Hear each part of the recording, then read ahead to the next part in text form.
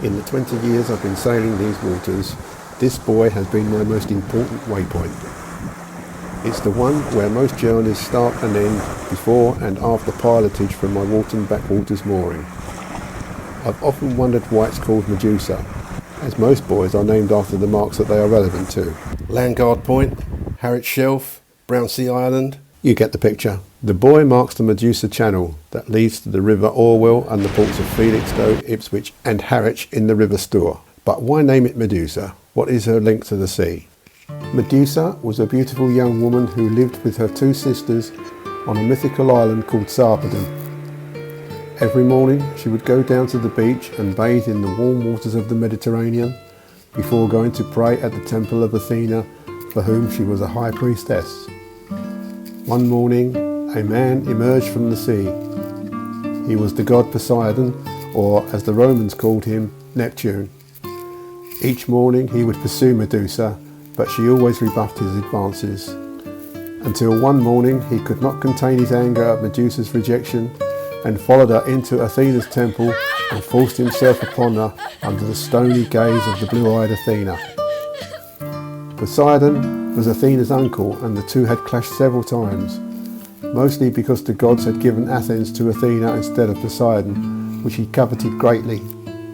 Unable to punish her uncle, Athena decided to sacrifice Medusa to spite Poseidon, and so cursed her most devoted priestess by turning her flowing locks to writhing venomous snakes, her skin to scales, and made it so that any beast that looked into her eyes would be turned to stone. She had made Medusa a Gorgon. Many came to the island to kill the beast. Statues lined the beach, testament to their failure. Hearing of this monster, Zeus sent his son Perseus to kill Medusa.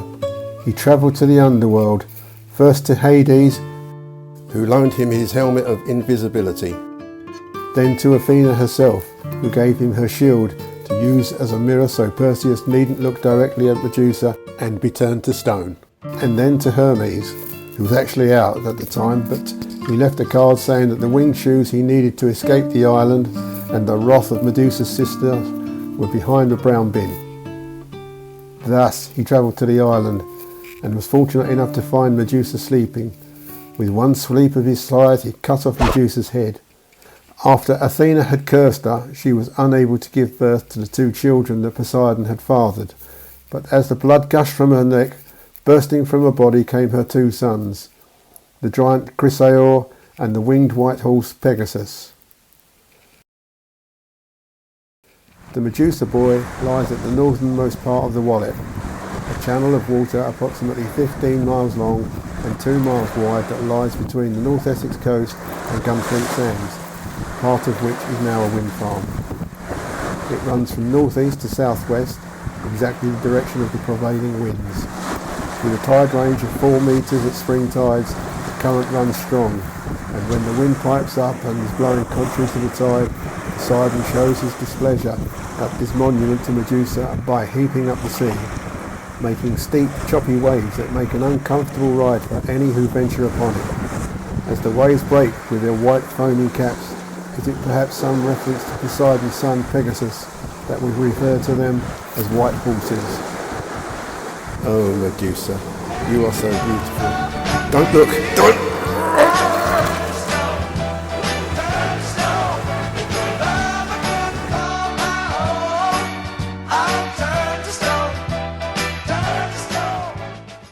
To Ramsgate and beyond!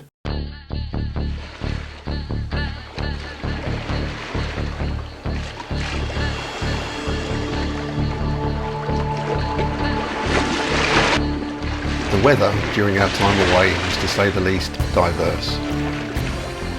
We'd left Walton with a fair wind and bright sunshine, looking forward to a fine summer cruise.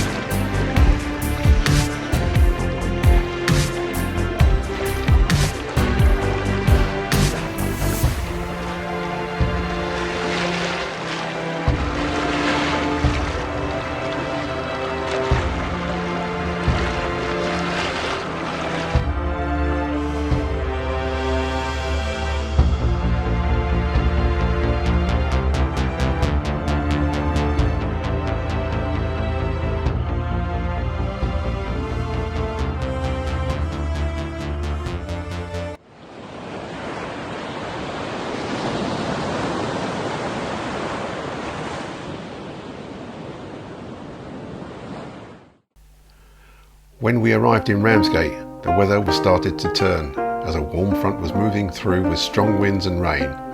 So although we hadn't planned to originally, we decided to stay and let the front pass and took a trip on the bus to Canterbury.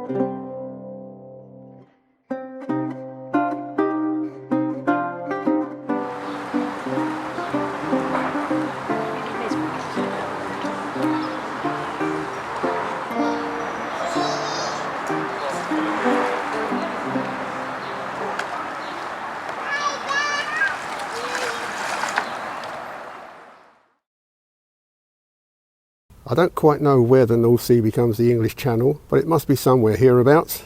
Being an island race, Britain has long had to continuously develop ways to protect the seas around her coast. It's been almost 1,000 years since William the Conqueror became the last hostile power to set foot on this isle, defeating King Harold at the Battle of Hastings. Since then, this channel of water, 26 miles at its narrowest, has been her greatest asset in the defence of the realm. Cut off and alone from the western edge of the continent, Britain's boat-building skills and naval expertise grew, so by the 18th century she truly did rule the waves. In 1585, tensions between Protestant England and Catholic Spain became intense after England signed a treaty of support with Dutch rebels in the Spanish-controlled Netherlands. His Most Catholic Majesty Prince Philip of Spain was incensed at the rise of Protestant influence under Elizabeth I. His temper wasn't improved when Elizabeth gave Lord Charles Howard, Francis Drake, John Hawkins and the rest of the, well, let's be generous for now, privateers licensed to attack Spanish galleons returning from the Americas laden with gold and treasure, which, in truth, they had probably stolen themselves.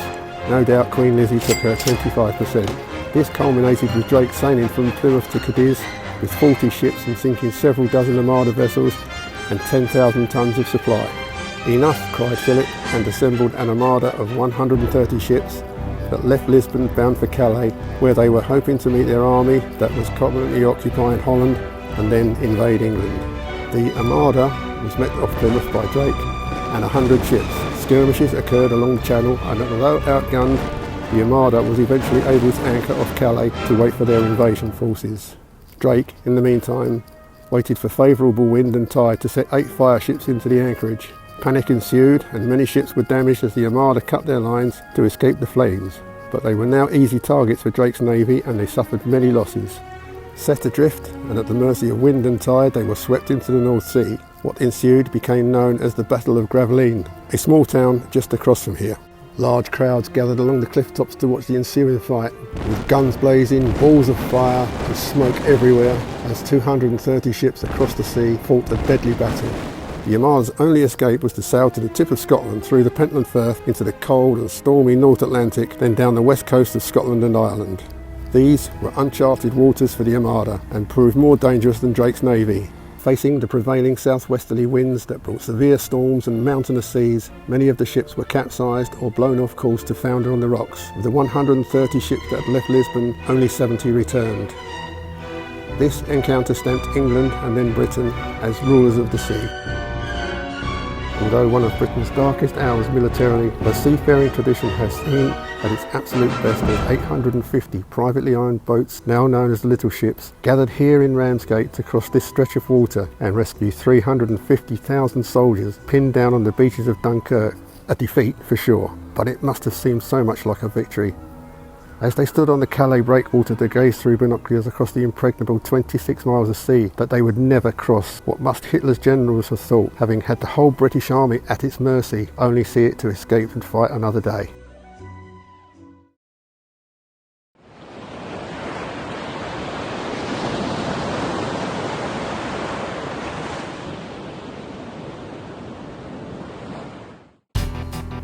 The sky stayed leaden and the wind had virtually disappeared, but we were keen to press on to the next leg with a short sail around Southbourne to Dover, hoping for a better forecast for the trip to Eastbourne. It didn't come, with rain and more rain forecast for the following day. But my old friend Charles unexpectedly arrived in the marina, having done round the island race on the Saturday. With the forecast looking bleak, I let Charles talk me into going for brunch and beer at the local Wetherspoons the next day, to be followed later by watching the Euro Cup final. We'll say no more about that. We left Dover with 15 knots of wind and a strong tide beneath us and raced down to Dungeness. Hill on Sea. As we turned, the wind fell light and the tide would soon turn foul, so we had to start the engine.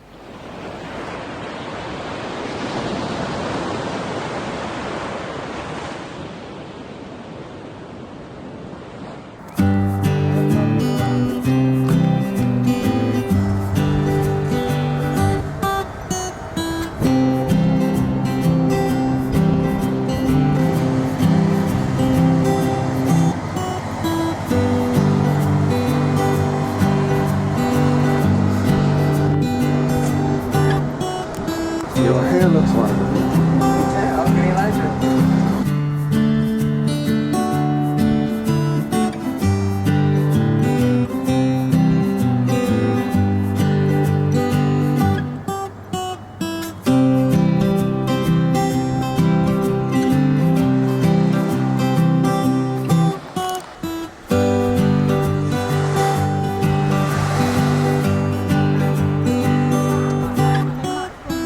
Promenading along the pier, I saw this inflatable being pushed by the offshore wind.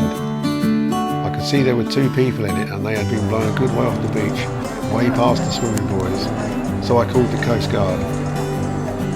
A fairly long conversation ensued and I got the impression that they weren't over keen to respond, even when I suggested that they had drifted approximately a mile offshore. So I said to them, "It's your call. You send out the beach lifeguard now, or the all-weather boat later." They sent the beach lifeguard.